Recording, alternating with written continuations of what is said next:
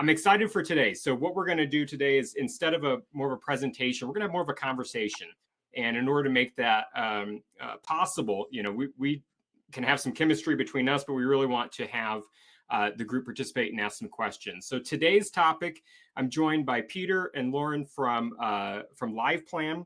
And really what we're talking about is business planning, business strategy, how to spend minutes each week instead of hours on your business plan so you can grow much faster. And so keep the questions coming. We're just going to have a bit of a conversation.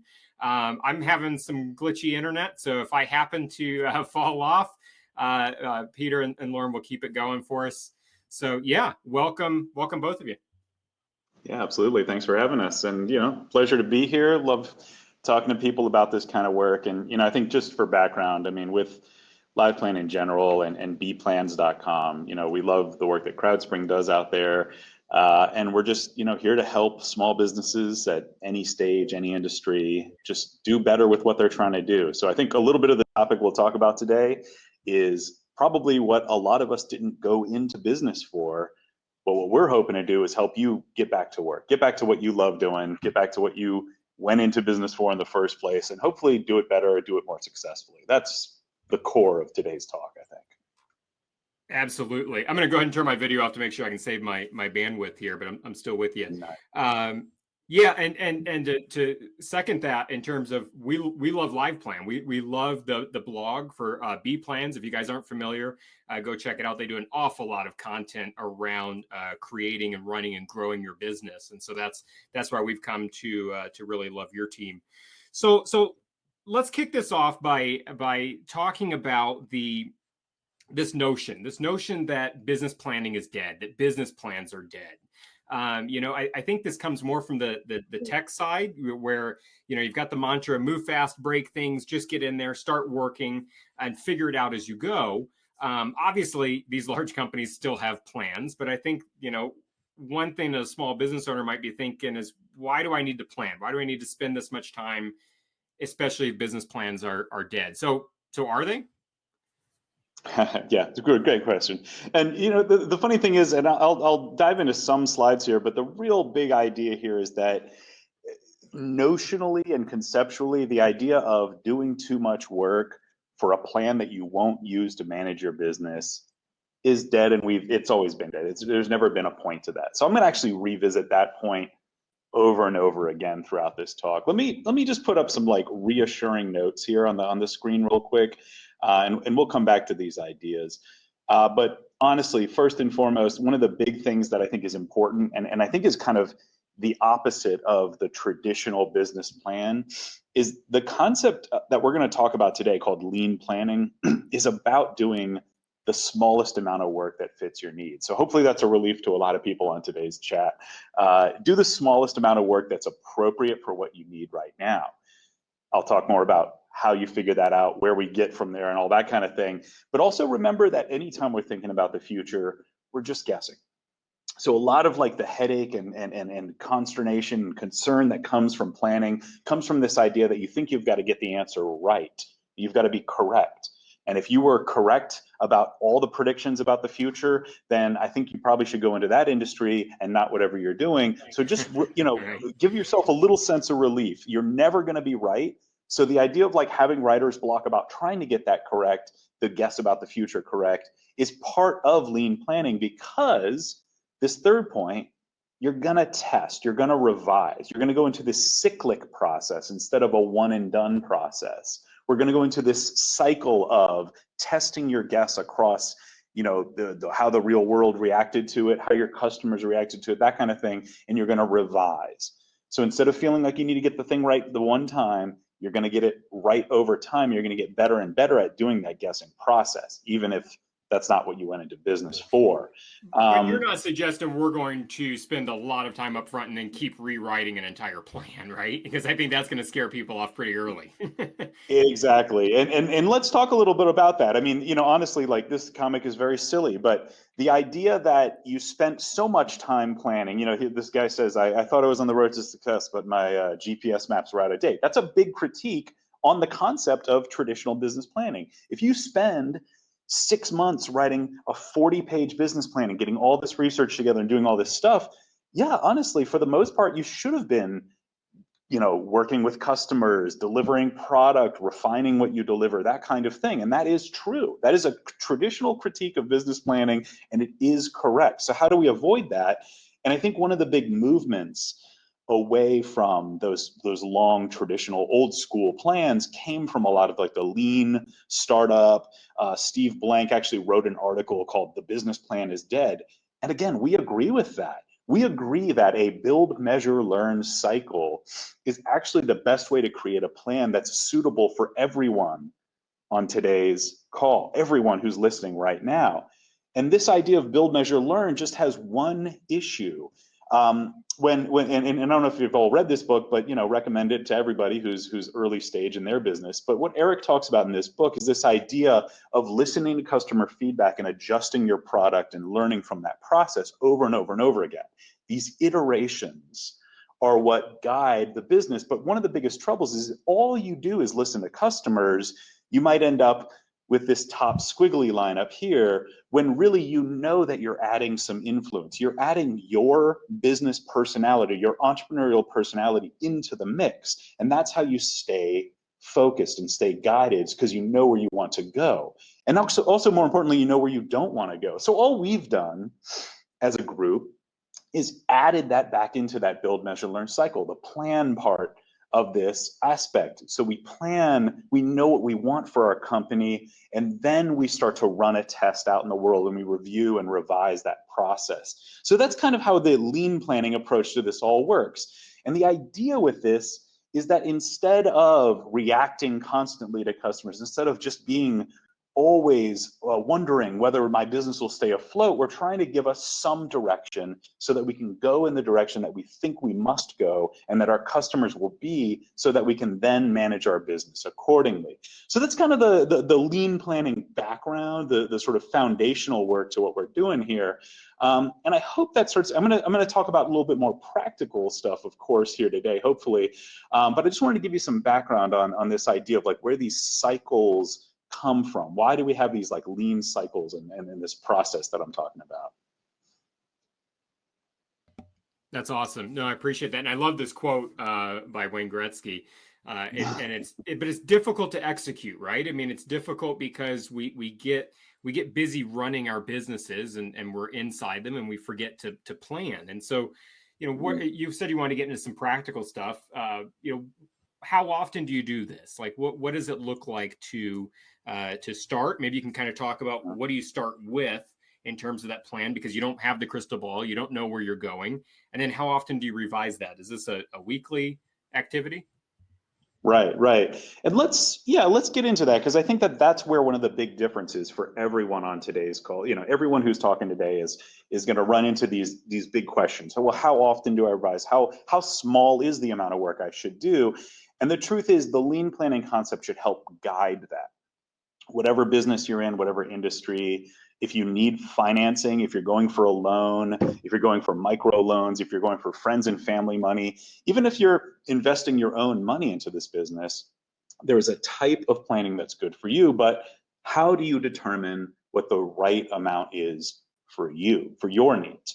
And one of the greatest things is, like, there are certain starting points that we can all get to. So we make an app called LivePlan. We have a portion of the LivePlan that's called the pitch section. And I like to call this like the leanest possible plan, the smallest and most appropriate plan for almost all needs that you can then use as a platform to expand into other areas. If anyone's familiar with some of those other lean items I posted before, you can see that the sections in this plan are actually very similar to a lean canvas if you've done that kind of activity, or other sorts of activities that you might have done in an incubator or accelerator if you're earlier stage. For the up and running business, though, this process is actually super interesting because it can really exercise what you're excellent at and what you might want to like work with consultants with, what you might want to bring to your accountant, what parts of this that you might need a little bit of help with. And that's okay, because having that extra help with some of these processes can help, again, boost your business, make you less likely to fail, give you more insight into how your customers might help guide your business, that kind of thing. And then especially when we come into the financial forecasting aspect of this, which to me in my experience, is what most of you all are probably, I don't know, scared of, less likely to do on your own. I mean, shout out in chat. I see there's a lot of interacting there. Drop into chat if you love financial forecasting. Did you go into business to do your financial forecasting? Yes, no? How do you feel about it? Do you love it? Or does it just kind of give you a headache and maybe you just don't do it as much as you can? Yeah, and Jason, I kind of want to throw this idea out here. I posted these like 10 steps here. What if, so I'm saying this can apply to everyone. And actually my big challenge to everyone who's attending today, everyone who's watching this on the recording, is I believe that the work that we're going to talk about from now on can apply to all businesses and all industries. And help meet those needs of yours. If you think that I'm off track, if you think that you're an exception to that, drop that into chat, send us an email, talk to us, because I want to know how we can apply these to your needs. But for now, I want to focus on a single company.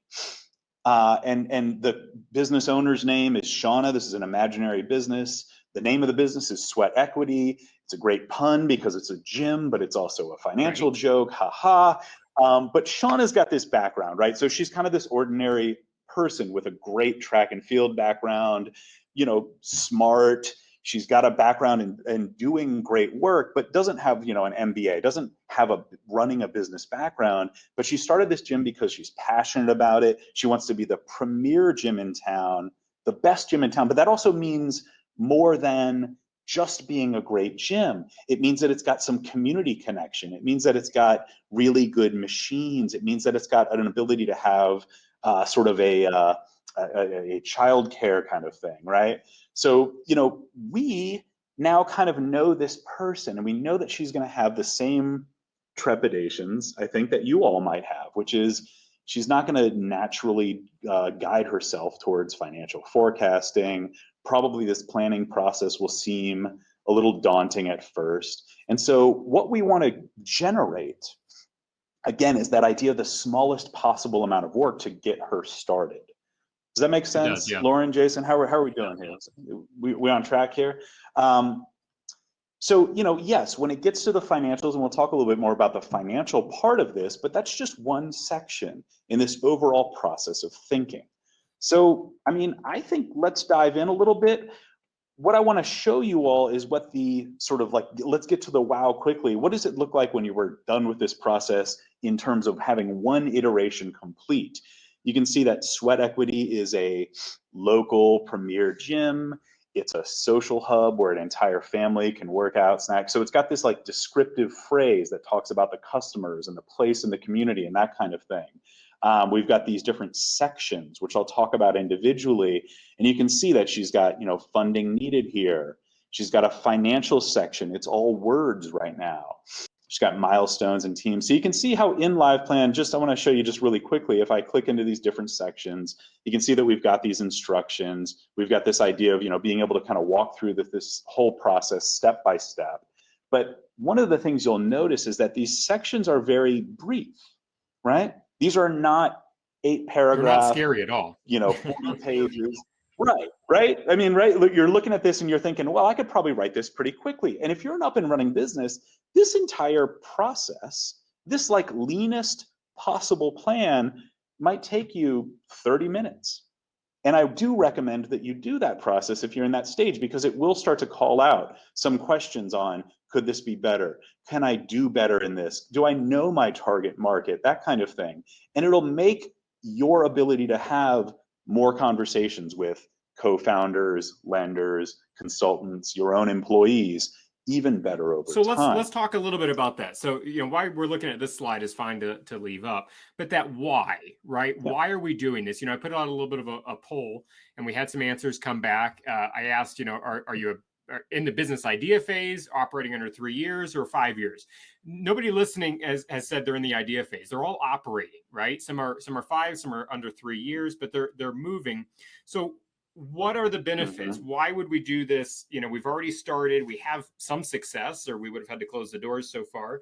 So what are the benefits of doing this now? You started talking about that with things like, getting co-founders and banks, which might be the obvious ones. What are some of the others? You've mentioned to me, you can grow your business 30% by regularly planning this out. What does that look like? Yeah, absolutely. And that's, a great question, because that is in the title of the whole presentation. So I'm glad you asked. Yeah, absolutely. So it really comes down to a statistical thing, and I'm saying all businesses, all industries, and some of these statistics are more true in certain industries. But right off the bat, so on average across the entire United States business world, creating a business plan, doing the activities that we're talking about today make you 16% more likely to succeed, meaning not, fail, not go out of business, that kind of thing. And 30 and be able to grow 30% faster than the competition, meaning meet your goals, do outpace the people who are, out there maybe doing less planning than you, that kind of thing. And then this last statistic, I think, throws people off sometimes, especially earlier stage businesses. But last year, 60% of small businesses that failed were profitable at the time of failure.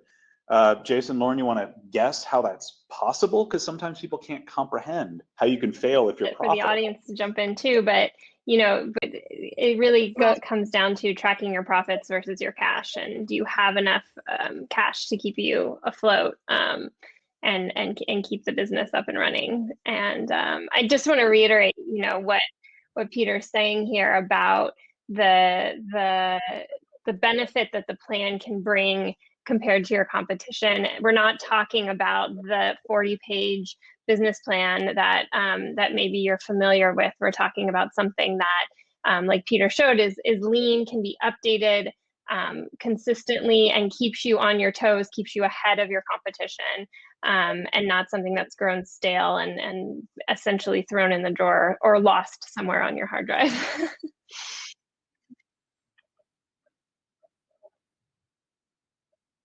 Exactly. So great points. So yes, so the cash flow, the consideration, the thinking about cash flow is the issue there.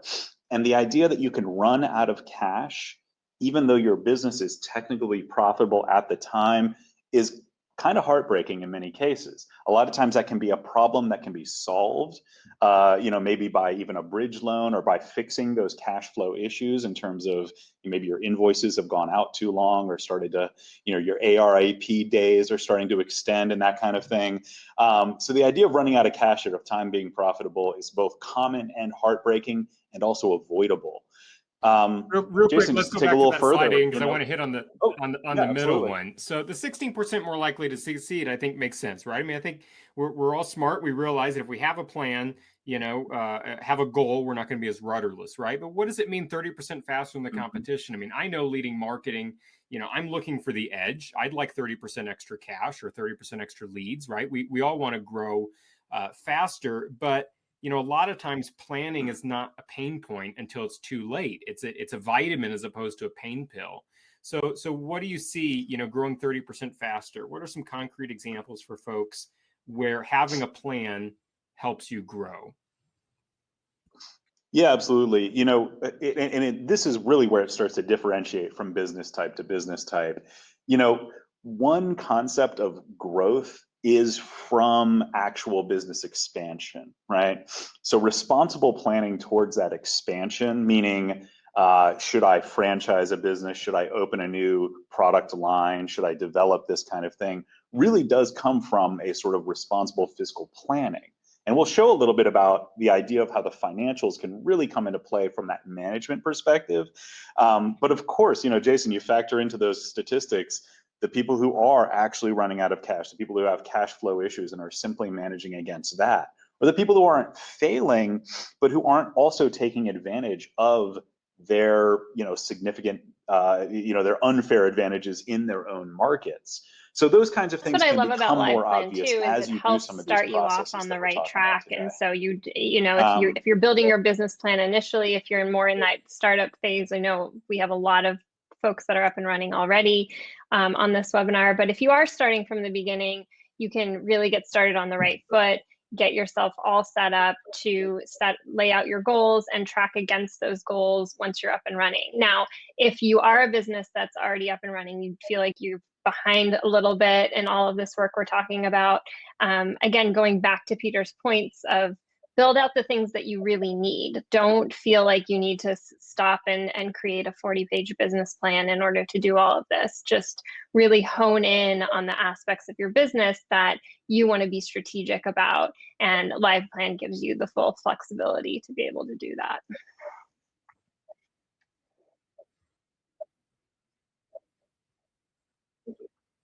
Yeah, it's awesome.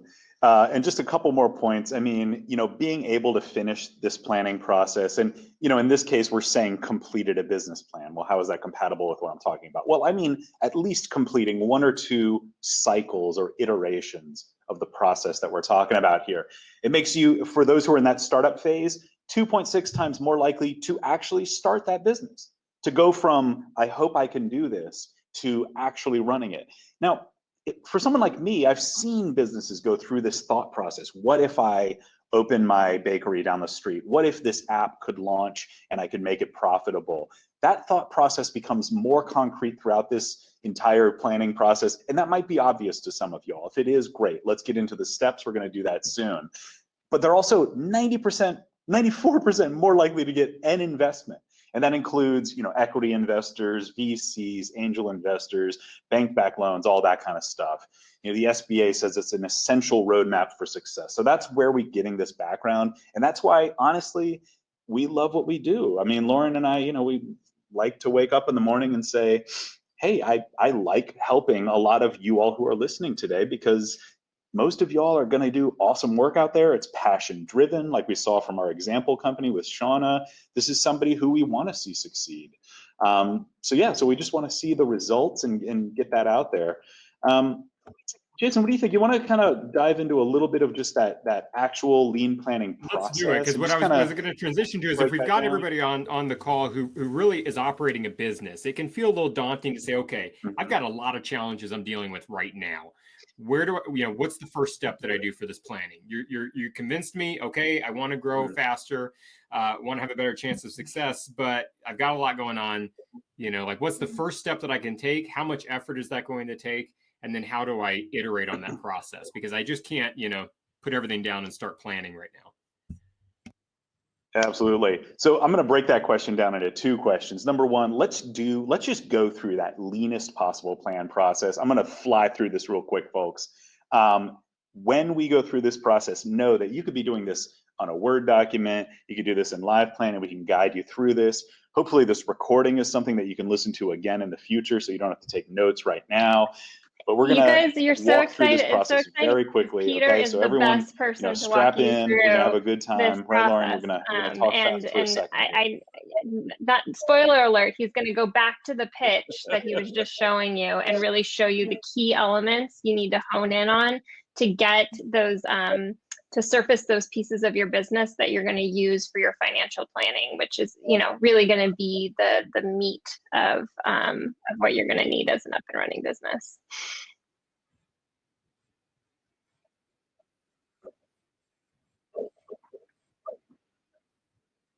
Exactly. You'll notice that I'm going to skim over the financial section a little bit so that we can dive in a little more detail soon. The reason we call this the pitch in LivePlan is because once you complete this entire process just once, you can read this entire thing from the top to the bottom, and it will make a cohesive, coherent summary of your business idea to employees, to potential partners, investors, of course. The idea here is that it would take 3 to 5 minutes for you to read this top to bottom. I'm going to say this one more time. You'll notice that we limit the amount of words you can use in each section. Remember when I said I don't want you writing 40 pages? I'm not even going to let you write 40 pages in this app, okay? So let's talk about how these sections work. The headline statement, this very first thing that I'm going to say about the business. In this case, Shauna, that gym I'm talking about, your local premier gym and social hub, where a whole family can work out, snack, and self-care at a quality level unavailable anywhere else. That's a lot in one sentence. Now, some of you might be saying, that's not a good marketing sentence, and you're right. I don't want your headline to be a marketing phrase.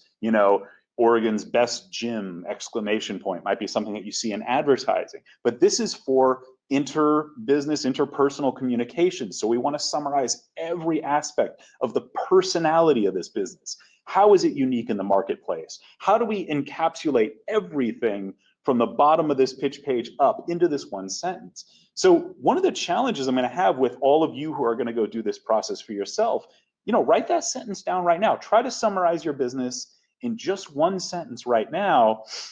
If you can, even while I'm talking, stop listening to me. Try and condense all that stuff about those partners, everything. And then punchline, let's come back to that sentence. I'll share this graphic with you all. We can, maybe send it somewhere else, online, or, obviously if you've got this recorded, you can watch this again, but try to rethink about that sentence that you might have just thought about for yourself in terms of the most simple way of expressing your business needs. Blank is a blank who sells blank to blank who need blank, but don't get it from blank. Your business is a type of business who sells something that your customers want, right? To a very specific type of customer, right? Who need what you offer and don't get it from someone else down the street, right? That is a way to summarize a business so people can understand what it is you're offering, understand who you're selling it to, and that is how we get a very condensed and really beautiful single sentence here, your local premier gym and hub, that summarizes so much about this business. So again, we can share this this little like fill in the blank summary afterwards. The next big sections in this area, you can see the problems we're solving and solutions, and then we go on to target market and competitors. These are so critical. And one of the things one of the startup mistakes, the greatest startup errors is forgetting that customers don't buy products, they buy solutions to problems. And so when we talk about problems worth solving, we're talking about that your product is not, a solution in search of a problem, that real people, human beings are going to exchange money for the thing that you're offering. You're trying to, in this case, if we do this in the bulleted form, you can see that we have problems over here on the left side and solutions over here on the right side. So if there's a problem in my community where picky gym members hate those outdated, worn down machines, then Shauna's solution with Sweat Equity is that this particular type of machine keeps members returning to them. Okay, you see how that's an economic relationship between the customers who are paying money and exchanging money for these goods and services, and the fact that this gym is the only place that they can get them. So think about that when you think about the problem you're solving. Now, I said this is great for startups. This is the lifeblood of startups. The ability to describe your target market and the customers that you're talking about becomes your value proposition. But I have met hundreds, so many up and running businesses who have trouble describing this succinctly. A lot of you all might be out there saying, well, I just knew that my town needed a good bike repair shop, and so I made it there, and that's fine. Okay, great. Well, can we do better with that description? Can you do better describing that target market and why they actually needed what you're offering? And if so, how do we know how many people are in your target market? How do we know how much money they spend on the problem that you're solving? And this approach to thinking about the target market can then lead you into some of the financial forecasting stuff that you're going to need to do as well. It starts to define market size, how many folks you'll be able to sell to eventually versus short term. Sometimes we call this like a beachhead market, the first beachhead market that you'll reach versus the future markets that you'll reach over time. So being able to think about your target market will help define where your growth opportunities are and that you have enough paying customers to actually make the business work if you're in that earlier startup stage. So target market definition can be hard. We can talk more about like research techniques. It's a great place to work with a consultant in your area if you have that kind of mentor or SBDC score mentor. If your accountant is more sort of consultative, it's a great place to go with that as well. And then your competition is another core element to just that intro set, to just kind of give you that intro to the entire company. When you think of competitors, there's a couple unique things I want you to think about here. Number one, who else is reaching your target market? So again, I mentioned a bike shop earlier, or in this case, if we're thinking about a gym, you might think, okay, cool, well, there are other gyms and they're just not as good. Great. List those. Can you list their names? Do you know all of them in your area? And if not, what do you need to do to get to know that part of your market, your direct competitors? But another important aspect of competition is to think about what keeps people from exchanging money for your goods. What keeps people from buying? So if we go back to this Shauna example here, Lauren, I don't know if there are any examples in this. Well, yeah, sure. There's one called stay-at-home options here. So for sweat equity, they considered this idea, and I know I saw some chat stuff about how COVID has been a big disruptor and one of the reasons for planning. Absolutely. Clearly, Shauna has taken that into account and said stay-at-home options are as competitive as other physical competitors. The idea of not exchanging money for what I'm offering might not be another brick and mortar concern. It might be the ability to sidestep needing to go to gyms entirely. Oh, wow. That's a very big consideration and a cultural shift. So it's good that Shauna has got that in here. And then final tip on competitors, absolutely, please, nobody here say, I'm so good, I'm so unique, I have no competition, okay? Everyone has some kind of competition or else everyone would already be purchasing from you. You cannot launch with the, if I build it, they'll come mentality. You will miss out on your ability to reach your target market and your ability to compete in your market if you think that, and it's a very dangerous way of thinking. So please, my personal recommendation, do not say Yeah, and if we have no competition. All right, everyone keeping up here? Are we making sense? Absolutely, makes a Lauren, lot of anything sense. I'm missing? Love it. Yeah, I really like that slide earlier. Oh, sorry, Lauren, to cut you off. But I love that slide about customers not buying products; they're buying solutions. And I think we see this problem regularly with our businesses and trying to be the hero of that story and pitch a product. Just last night, I bought a $50 drill bit. It wasn't because I wanted that hunk of metal. I needed a 1-inch hole, right? And I was willing to pay $50 to get that hole. And I think we don't think about that often enough. In our businesses. The other thing I really liked here was competitors. You know, you mentioned it's obvious that we all have competitors, but sometimes not doing the thing is also competitive, right? And so if we're not a competitor to a gym is not working out. It's not necessarily another gym, right? So how do you build that mentality of using your service instead of just avoiding the entire industry? Exactly. And in case anyone didn't really understand what Jason just said, I want to say it a different way. Our product is called LivePlan. We offer business planning, financial forecast management solutions for your small business. And one of our biggest competitors is simply not doing that process at all. So a lot of you on today's call are probably thinking like, wow, is this something I should work on? Well, this seems okay, great. Remember all those statistics I showed you? It's intrinsically better to do these processes for you. We believe that you can do it, and we're trying to make it so that you can do it using this app. And yet people will say, well, I'm not going to make time for it. And that's cool, but that's one of our biggest competitors, in fact. So it's always good to know that and be able to market against it, be able to talk to your customers in a way that addresses that directly. I think a lot of people have mentioned in the chat here about competition, right? That this is, so we're on a theme here that we're talking about, and I'd love to go a little bit deeper if we can. I will point out that LivePlan talks a lot about this in their content. And so if you do a search on, or B-Plans, their blog, you'll find a lot of this. But what other detail can we give folks on the competitive analysis side? You know, really digging into the target market. So we covered one that might not be obvious is doing nothing. Is your competitor. We talked about, you know, running over some local searches for folks that are in your area. What other tip kind of in this space, since it seems a little popular for the group? Yeah, absolutely. Let me give a few core tips that I would always give people if we were just meeting one-on-one. Number one, there are plenty of tools that can help you do an astonishing amount of research. Sizeup.com. I'll show you a tool in LivePlan in just a moment in terms of benchmarking yourself versus your competitors. So being able to do actual, you know, research is important. If you don't have access to those tools, get to a library, find out if there are free consultants in your area. If you're already paying for a consultant, ask them for that kind of research. Other providers are ProfitSense, Abrigo, Ibis World, BizMiner, SizeUp, who I mentioned earlier, and the benchmarks in LivePlan. So those are all great sources for things like, what's the average spend on marketing in my industry, that kind of thing. That's one approach. Another approach absolutely is just knowing your own place. So as an entrepreneur, how do you exist in your world?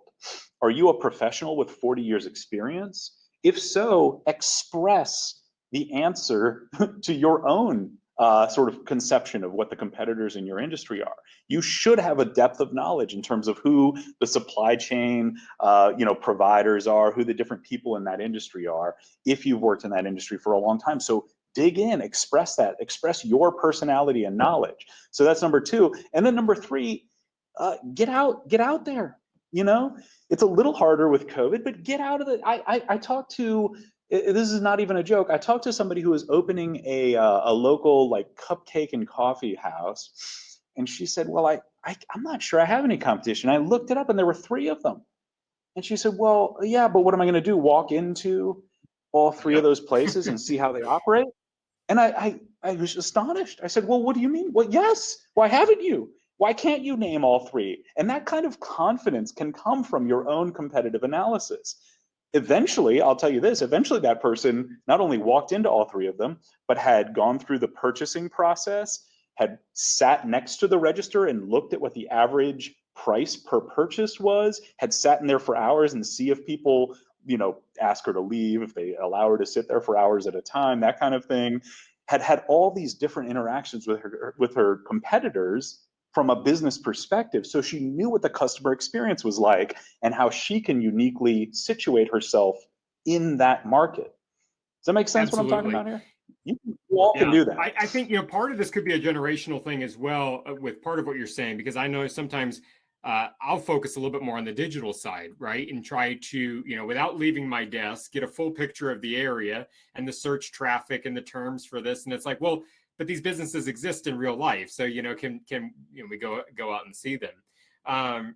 Michelle had mentioned earlier, I don't want to forget her comment about SEO resources while we're on this topic of sitting from your computer and doing the research, which is, Ahrefs.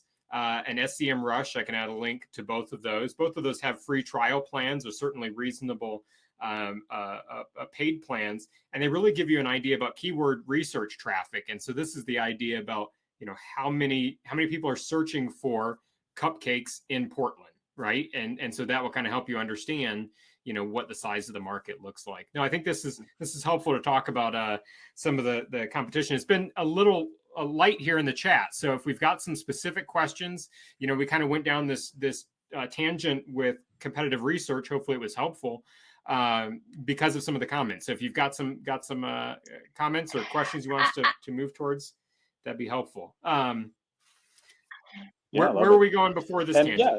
Lauren, did you have something? No, Peter, before you go too much further, we want to make sure we're serving the needs of the folks here today too. So let's just at the top of all this part of the presentation, Peter, talked about just jot down what you think your one sentence would be to describe your business, and it really wasn't and I gotcha moment. Like that's not what he was trying to do there. It really is introducing this concept of you're going to iterate on even that one sentence over and over and over. And the sections that Peter's gone through so far, Peter, if you can even scroll up in the pitch here, the problem we're solving, the solutions, the target market, who your competitors are, and who your customers are, those are the key pieces of that statement, right? So if you wrote that statement and then you go through and you work through these sections, you're gonna get the nuggets that you need to really go back and iterate on that statement again. And that's really the beauty of this one page pitch, is it gives you all the tools to kind of go back up to the top and do it again. And that's really a key thing we're trying to teach here today.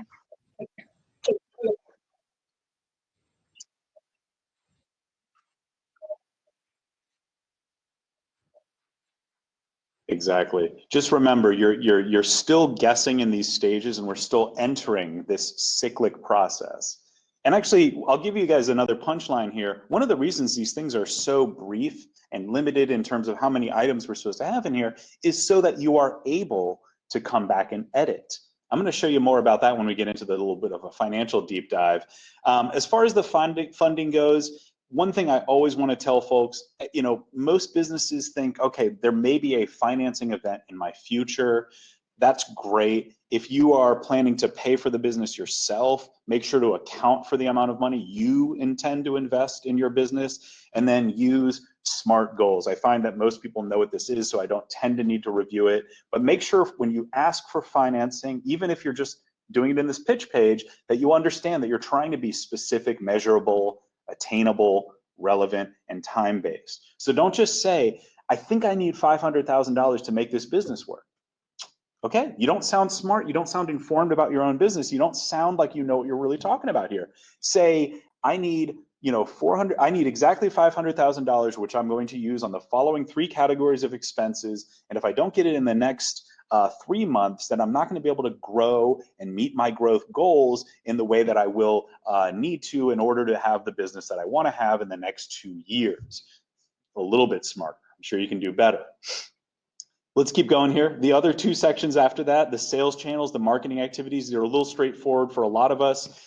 Just make sure to think about sales channels, which is the place where you exchange money for your products and services. So if you have online sales and cash register sales, that's 2 different sales channels, and make that distinct from the marketing activities, the way that people found out that you exist, the way that people discovered you in the first place, okay?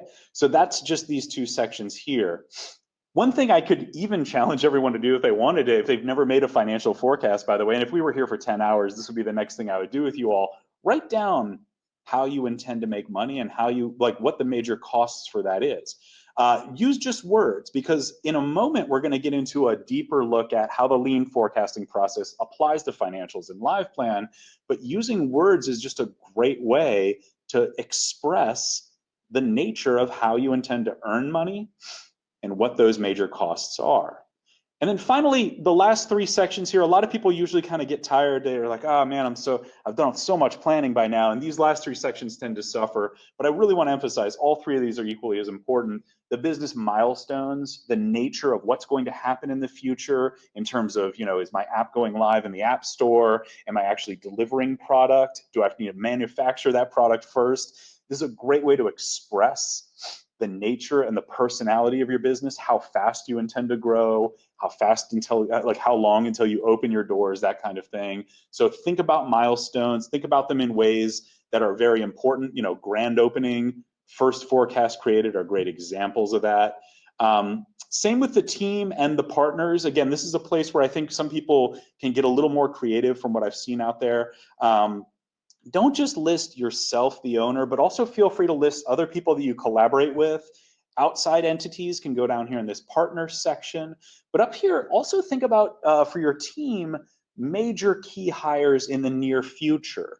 So do you need to get to the point where you've got a CFO so that you can finally not have to do all this accounting yourself? Great. Go ahead and put that future hire here, and then that will start to inform the financial forecast once we get into that.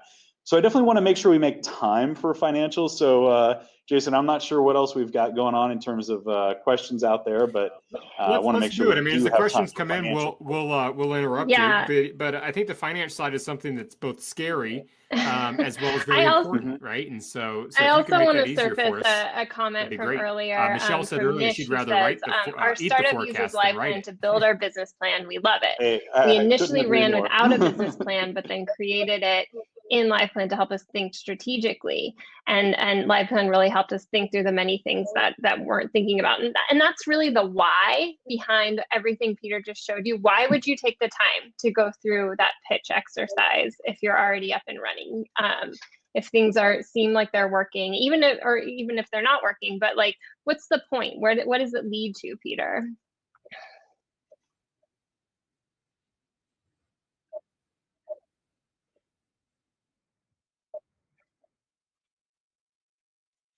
Right, and what a great question. I love you guys setting this up, because I feel like you're taking my next steps for me. So again, I'm gonna fly through this quickly. I hope it's fast and slow enough that you can understand it, but also hopefully rewatch this recording. I want to remind everyone that the tool LivePlan is going to help you with everything that I'm talking about as well. So in case this is too much, but Jason, what a great point, right? I use this in my classes, this kind of it's a bit of a funny joke, so I hope everyone enjoys it. What do these animals have in common? It's exactly how I approached all financial aspects of my entire first business, and frankly, my second one too. I put my head in the ground, I turtled up, I played possum, every time my accountant talked to me about my financials, especially forecasting, I said, you know what, I'm not going to do it. And guess what? If you'd like to drop into chat, how did I solve that problem? I'm just going to dive right into the answer. I made enough money in this startup to make up for all of our errors and shortcomings. But I don't recommend anyone else does that. I don't recommend that's your strategy. So how do we get into a point where we can get into forecast mindset? So my goals for you all, when you use LivePlan to do financial forecasts, instead of Excel or trying to do it, keep all your receipts in a shoebox and hope your accountant can do it, is to actually remove some of the ambiguity about the future. How many sales might I need to make to be profitable? Let's take a pass at removing some of that ambiguity and complexity.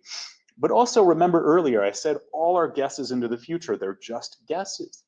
So let's remove some of the consequence of errors. This is not accounting data, this is a forecast. And let's get it comfortable with this idea of guessing about the future and revising that guess when the world turns out to be different. And I say, wow, that I didn't meet those goals, or wow, I blew those goals out of the water. That's great. How can we have made a better guess next time we do it? And avoid the writer's block by knowing that everything you're going to write is wrong, and you just want to make it as right as you possibly can, but also as quickly as you can, right?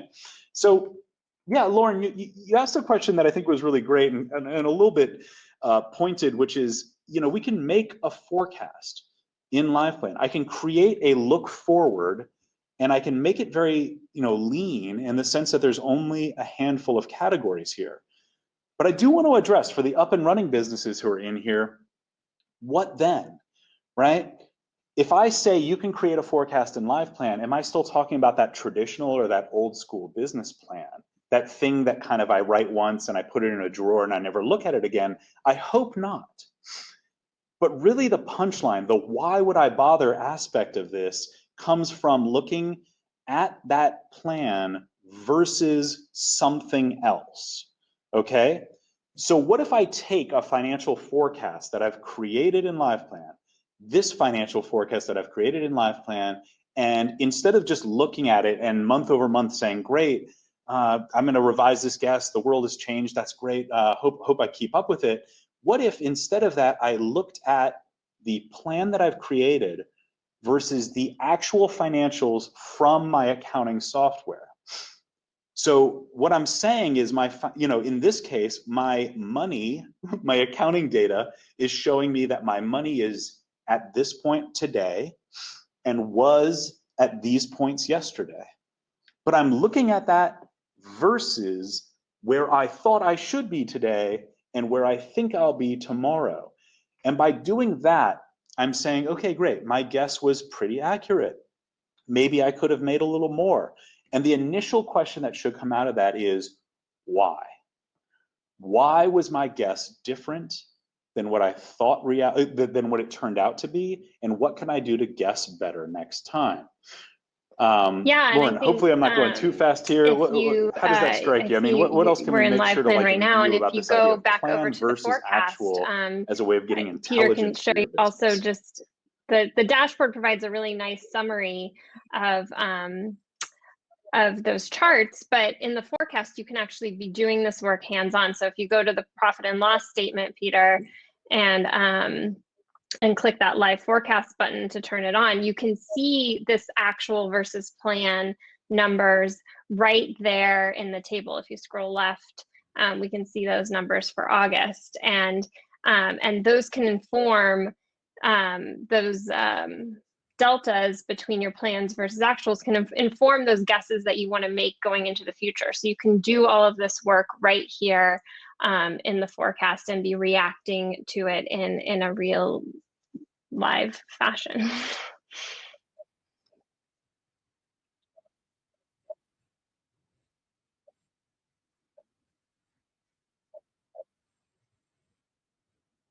Exactly. It's so manageable and it's so exciting. There's a couple of things I really want to emphasize here too. We talked about the simplicity and the brevity of that pitch page earlier, that leanest possible plan, that smallest amount of planning. For an up and running business, you might do primarily financial forecasting as part of your planning effort. That might be most of the work that you do month after month, and you might revisit this every single month. But there's something I want to point out here, and that's that the revenue list for a very complicated gym only contains, what is this, 10 revenue line items? For those who are up and running businesses, you know that this business's accounting data probably contains hundreds of ledger line items. And you know that, remember that description of Shauna? She doesn't have an accounting background. So she probably meets with this accountant every single month, and that accountant brings out this long list of things, and what do you want to focus on? She says, I don't know, I got overwhelmed, it's a big long list. I kind of asked the accountant, am I still in business? He said, yeah, I put the accounting data in a drawer. Maybe, hopefully, I can hire a CFO one day to get intelligence out of this. Well, what we're looking here at LivePlan is a concise, sort of like curated list, if you will. Shauna understands what the words monthly membership means. And even though that summarizes a lot of different things, for her, that is a strategic category to forecast and look at. And so she can say words like, I want my monthly memberships to grow by a certain percentage. And I see a comment in the chat about seasonality. You know, especially with COVID stuff, right? What kind of seasonality did we experience over the last few years? Well, yes, Shauna can experience seasonality, growth in August, a huge spike in revenue in December. And you might say, well, why is that? And she probably has a good answer for you. So this is where the financials become conversational.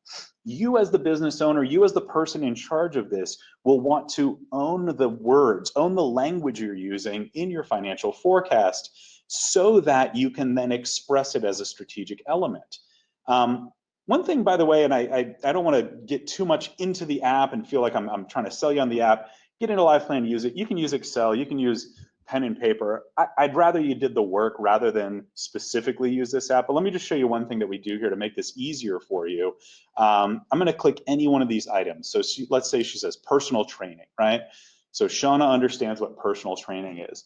The process of doing this in LivePlan is very step-by-step, okay?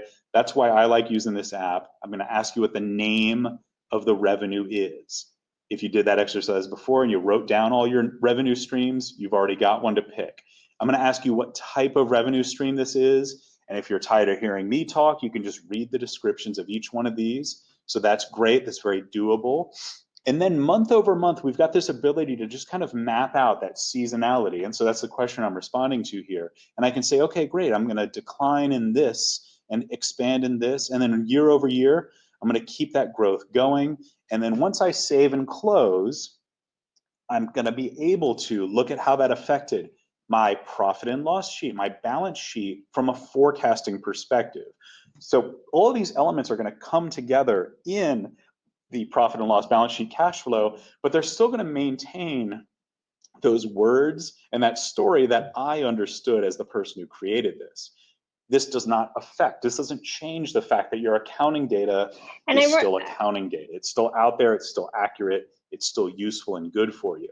So the forecast versus the accounting data is really where you start to get some of that intelligence. Yeah, I love how accessible that was when I saw that initially and saw all the different revenue streams. I could imagine if you are running a business, you put yours in and you're thinking, wait a minute, should I have more? You know, like I only have 2.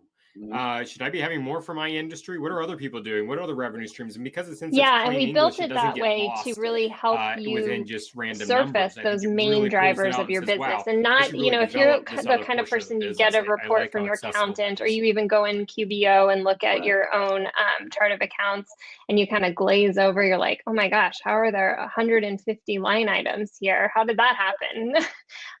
We really want LivePlan to not be that experience for you and provide you with the ability to account for everything. And we do that through our mapping feature, but still be able to consolidate in a way where you can focus in on the key drivers of your business, and not get glazed over and overwhelmed.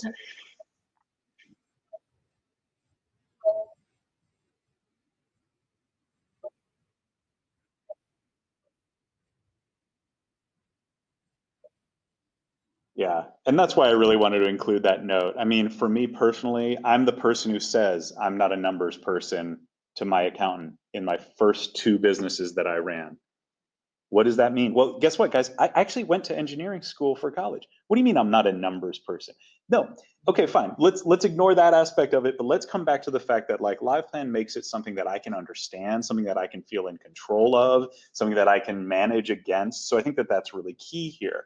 Vincent's got a question here about, he's got basically one core revenue stream, but different types of customers.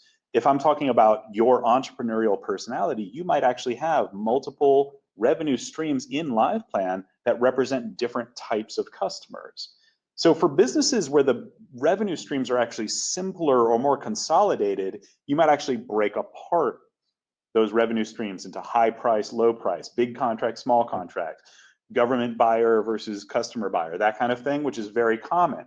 Another way of thinking about it, in the gym case that we were just looking at, is you might actually have a great amount of pain consolidating a lot of different items into revenue streams. So again, like a bike store or a gym, well, I've got thousands of different products, and I'm going to say all accessories are a revenue stream. Yeah, honestly, you are. All entrees at my restaurant, but they're all so unique and special to me. That's okay. We still got to keep it simple here and strategic in the forecast. So, that's where we kind of come back to with that whole that idea of that lean planning concept, making sure that you're able to come back and revise over time, and also just that you can have the conversation, that you're able to use the language that you've got there. Jason, I'm not sure how we're doing on time. I think we're starting to run out, but I wanted to make sure we covered any other questions out there. If not, what do you say, Lauren? Let's talk about just a couple more ideas of forecasting versus something, okay? I'm going to assume we've got at least a couple more minutes. So there are at least two major reasons to create a financial forecast. And one is I hope this business could work, but a lot of you startups out there are thinking that you're going to need financing of some sort in the future. A lot of you up and running businesses might say, you know what, I'm doing great. I just need to reach 10% more customers next year, and that's going to be my growth goal. Those are two very different types of forecasts. And I want to really emphasize there may be a reason to even create both sometimes, okay? Now I'm assigning too much homework, I realize, but a forecast for lending might be a very hopeful, it might not include all of the potential pitfalls. And it's a really important way to think about the optimal future for a business, while a business management forecast might include, some dips and downfalls that you actually predict because you want to manage against them, but doesn't show like the absolute best that the business could possibly do. You can create both in LivePlan. I'm going to talk in a second about the idea of switching between scenarios. So let me just get into that right there. So we've got this idea of forecast versus actuals. And if you connect, using QuickBooks, I just want to really emphasize, we're not going to pull data, or we're not going to write data back to QuickBooks. We just make the connection in LivePlan. We pull data in, and that's how it looks when you're in LivePlan. And that's how you get to the point where you've got this dashboard, right? So this is the QBO dashboard versus the LivePlan forecast. Again, you can do this by entering data manually. You can use Xero as an accounting solution, that kind of thing. And a lot of us might be fine just creating the forecast alone, but there are other things that we can still compare to. And let me just get to the slide where I'm talking about here. So one of those things is something I mentioned earlier, which is industry research.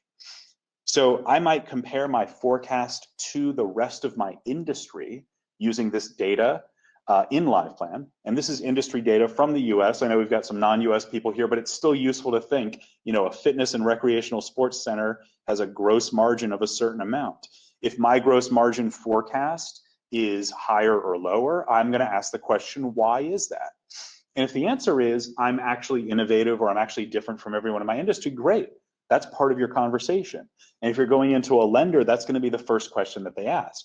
So we talked about plan versus actuals, plan versus accounting data. And now we're talking about your plan versus the rest of the world, right? And then the third thing that I do want to emphasize is the idea of what if scenarios. And that's kind of what I alluded to there with the idea of having a lending versus a management forecast. But a lot of us might have different reasons to come up with different scenarios. So comparing in this case, what I've got called a working forecast, I might want to make a new scenario, copy that existing one and save it, and make a new scenario called worst case scenario? Or what if I got a loan and tried to expand my business? And that's where this idea of these what if scenarios come into play. So that's another, just one more way of kind of comparing your forecast to another concept and using that as part of the management and growth style of your business. Tons of concepts there. I know we've got a lot of different things there. Lauren, what else did I miss here? Jason, what other questions do we have here that we want to make sure to cover? I really like, I'm glad you jumped into that, because you're not getting benchmarks from an Excel sheet, right? And so being able to see that for your industry, to see, am I high, am I low, am I right on, just kind of points it out. Like I mentioned earlier, hey, maybe I don't have enough revenue streams. Hey, maybe I'm not hitting this benchmark. I think that's valuable data that you're not going to get in just doing it yourself on pen and paper. Yeah, exactly. And I'll just use one example that I see here in chat. A person is looking for a certain percentage growth over a certain amount of time. That's awesome. That's good forecasting. So I might ask that person, if I'm talking about scenarios, what happens if you don't achieve that growth, right? So now we're back to that management concept, and we're talking about two different scenarios. And over time, I would want that person to be comparing to their actual financials as the data comes in.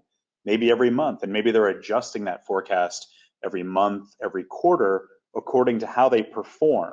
Again, that idea of thinking about where my money is, where I thought my financials should have been via my forecast, and where I think I'm going tomorrow, and adjusting accordingly. And that's where that build, measure, learn cycle comes in. And again, that's that core piece of lean planning, which I think was kind of the theme of today's talk. I love it. Where should folks go to start this journey? Yeah, I mean, listen, liveplan.com. You've got bplans.com as well. We'll drop both into the chat, but bplans.com for content, free content. Some folks had questions about industry research. We got lots of answers to lots of questions on bplans.com. Liveplan.com is where we go for the app that we've been looking at today. It's inexpensive. It's a great way to get started. Any stage of business, any industry. And my challenge is, I think it can help you think about the future, regardless of how much skill you have, how much business background you have, industry you're in, all that. So dive in, watch this recording again if you want help getting through that process. Jason, I hope the recording's available, because I keep saying we're recording today, but if not, everyone else, reach out to us separately. We'll help you out.